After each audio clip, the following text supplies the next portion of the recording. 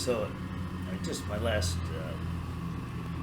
podcast dealt with this decision by the District Court of Texas, and the name of that case is Alliance for Hippocratic Medicine Plaintiffs versus U.S. Food and Drug Administration.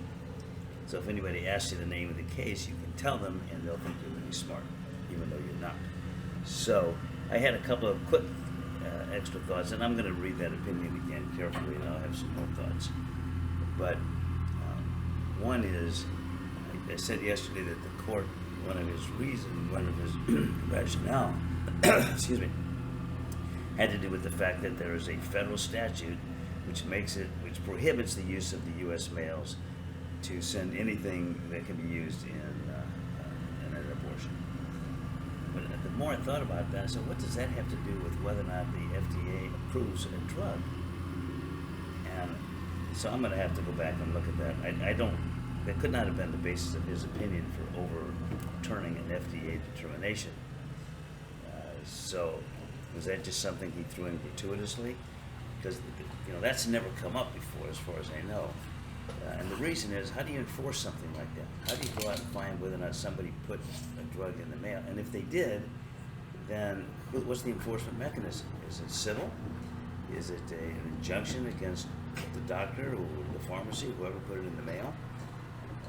And how do they determine that they did that? Are they going to open somebody's mail? And then the other question is, how do you enforce it? Do you enforce it civilly or do you enforce it criminally? I don't know. And he didn't address any of those issues. And my guess is that's just a statement of principle. It probably has never been enforced. And I'm not sure why he even included that in his opinion. But I'm going to read it again.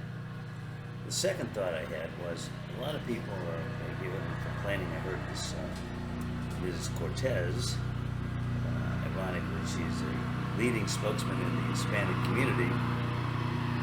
And her name is Cortez. And of course, Cortez was the fellow who went down there and was responsible for killing Montezuma and for inflicting all kinds of misery on the native population down in Mexico, which is a whole subject for a whole other podcast. I've read some great books on that whole series of events that took place down there.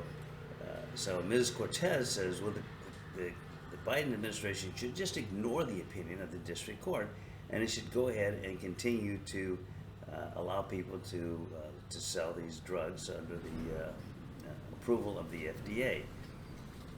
And I'm saying, why in the world would she say that? She's not a lawyer. And the reality is, it's not a single district judge who's stopping everything. Yes, his decision would stop everything, except for several factors. One, he put a 5-day hold on his decision, so it didn't go into effect. Then the federal government, the Justice Department, filed an appeal. I don't know if it's the Justice Department on behalf of the FDA. I'm not sure. It doesn't matter. Anyway, they filed an appeal already. So they met his 7 days. Within that 7 days, they've taken that appeal up. So it's continued. His opinion continues to be stayed pending what happens in the Court of Appeals. It's now in their ball, and their bailiwick. So the Court of Appeals that's taking this covers many states, not just Texas, and they will then they will have to decide this. It's not discretionary with them. They have to take that case. They have to decide it. So once they decide it, it won't be a decision of a district court. It'll be a decision of a Court of Appeals. Now, what happens after that? Well, you have two different opinions, two district court opinions that are in conflict with each other. And this is a matter of substantial, obviously, concern to the entire country. So the Supreme Court will take this case up, regardless of who succeeds. And then the matter will be decided not by a district court judge in one state. It'll be decided by the United States Supreme Court. The district court in Texas was just a way station on its way to the Supreme Court. So there's no issue about whether or not the Biden administration ignores the decision of the district court. That district court decision is gone. It's parked. Its decision is going to be made first by the Court of Appeals and then by the United States Supreme Court. And then the question is, was Ms. Cortez tell the administration to ignore a decision of the United States Supreme Court? If she did, that would overturn Marbury versus Madison, and would be a major disruptive event in our entire system of government.